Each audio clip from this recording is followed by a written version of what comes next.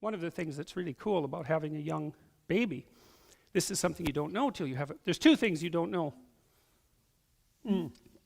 There's a lot more than two. There's three things you don't know until you have a baby. The one is that you didn't grow up yet, because you actually don't grow up until someone else is more important than you. You can't.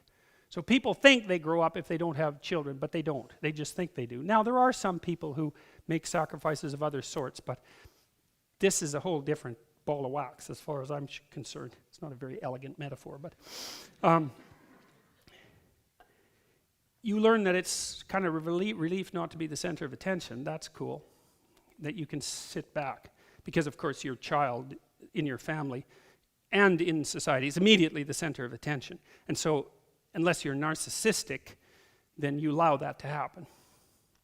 And then you learn all sorts of really good things about other people, because other people really like babies. It's so cool. I lived in Montreal when we had our first child, and I lived in a pretty rough neighborhood by Montreal standards, right? It's like, you know, Montreal is such a great city, like Toronto. It's like even the rough neighborhoods they're more like charming with a little, you know, dark underbelly, something like that. But there were some rough characters in our neighborhood, and it was pretty poor.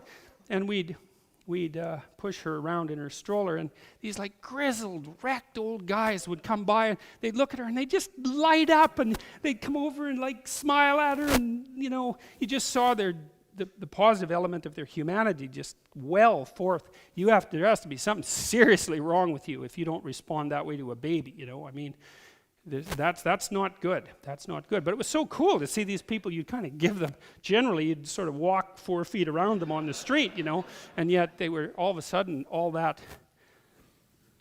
the layers that were on them would just fall off, and they'd be so, and the babies are sort of like public property, weirdly enough, too.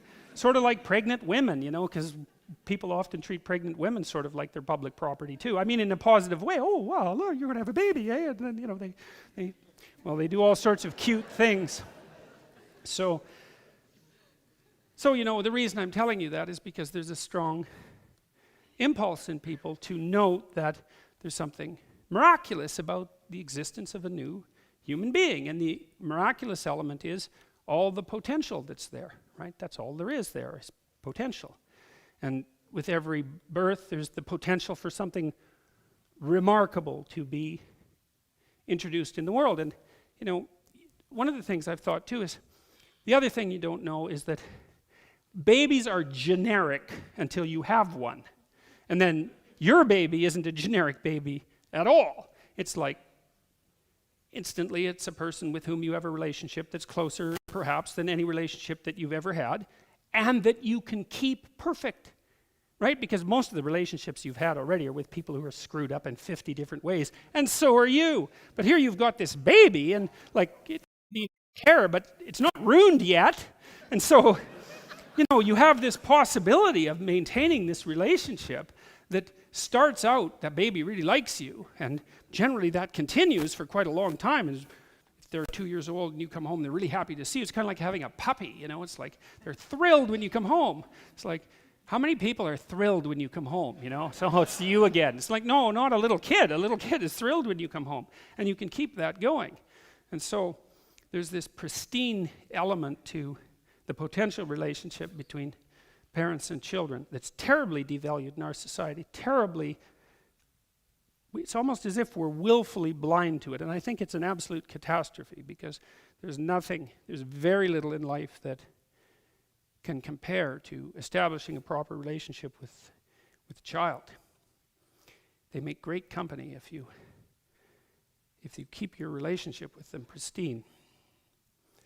And so, you know, it's worthwhile. You think, well, and so the reason I'm telling you this is because people look at infants and they think this could be the potential savior of mankind. That is what they think. That's how they act. So that's what they think. And the thing is, it's also true. Now, how true it is, I don't know. But that's, I think, probably because it's probably because people don't dare to find out. That's how it looks to me. In Christ's case, however, as he sacrifices himself, God, his Father, is simultaneously sacrificing his Son. It is for this reason that the Christian sacrificial drama of Son and self is archetypal. Nothing greater can be imagined. That's why it's an archetype. You can't push past it. So,